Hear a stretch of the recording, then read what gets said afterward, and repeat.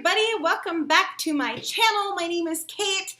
I am a recovering fundamentalist, which means I used to live in a world that was like religiously very black and white, and now I'm exploring new ways to engage with faith. That's what my channel is all about, and today we're talking about community and how crappy it is.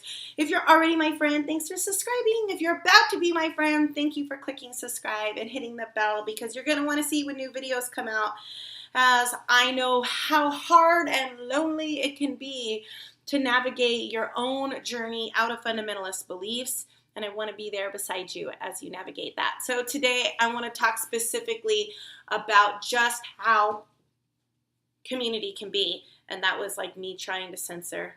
I need to like get a graphic for that.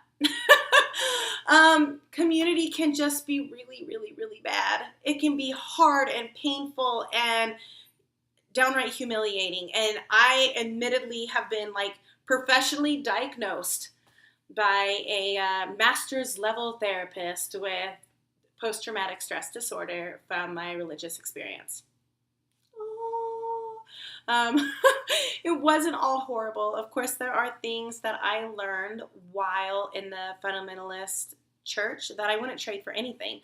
And there are just as many things that even though I wouldn't trade what I learned for anything, I wouldn't go through again for anything. And so when we talk about community specifically in this little series I was doing about community, we were talking about how to re-engage if we chose after leaving a fundamentalist community, how to begin a new one. And there's one myth that I just have to break. In the fundamentalist belief system, we tend to believe that there is good versus evil, and there is like up versus down, and black versus white, not in the racial sense, I hope. This whole idea that there are these polar extremes and there's no such thing as middle or gray, which make us think that when we're looking for a community that isn't complete, self-sabotaging, oppressive, suffering crap, that the opposite must be the only option, which is a community that's beautiful and loving and perfect and fantastic. And I want to bust that myth. First, there's really not a whole lot of things so far in my journey out of fundamentalism that I would say are actually in and of themselves inherently good or bad, or inherently black or white, that there is blend in really most things. And that by itself may be like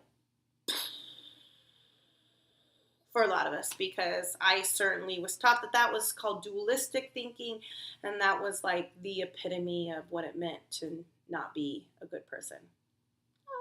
Anyway, so I think when we're finding communities, we have a tendency to like jump ship immediately when we see any red flag, because we're so not interested in doing the thing we've already done and getting hurt again, that we want to find the opposite thing, which is like this utopian hippie paradise. And if you know about one, let me know, because I desperately want in. But in actuality, church or community or gathering or institution or organization, or basically any place where humans connect to other humans on purpose, is going to be messy. It's going to suck. Well, not all the time. But it's going to suck because humans are messy.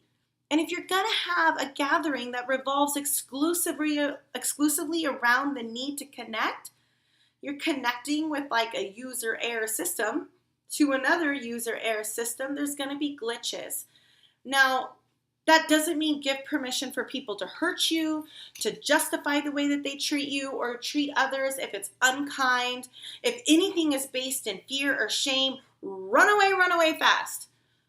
But if people's overall intentions are good, but they're not perfect, don't abandon ship. That's just what humans look like. And I think I've been so like in this bubble of what it meant to be safe or unsafe that now anything that even looks like what I used to be in, I panic and I'm just like ready. I mean, any relationship, I'm just ready to run. And like people aren't ever going to measure up. And those are the kind of standards that we had put on us, and we hated it. We hated it when we were fundamentalists and we were told how no matter how much we gave, it wasn't enough. So let's not put that on other people. Let's really analyze behavior by like, is it kind? Is it good? Is the intention love? Is anybody being harmed? Is there room to talk about it and make it better? And if it is, then it might be worth continuing to engage in that community. So, myth busted. The opposite of a crappy, dangerous, oppressive community is not a perfect community. It's a community where people have permission to have human experiences, and you have permission to protect your own human experience and not feel like you have to tiptoe around anybody else's. That's community gold. Look for that. All right, thanks for hitting subscribe. Thanks for hitting like. Thanks for joining me on your journey. Comment below if you have also suffered from my tendency to just like run away at the first sign of danger. I hope I get no comments because all of you are so much more stable than I am. Yeah, I'm still working on that. Happy journeys to you as you guys discover and explore what it means to be in connection with other people without self-harm. Okay, thanks so much, everybody. Talk to you later. Bye.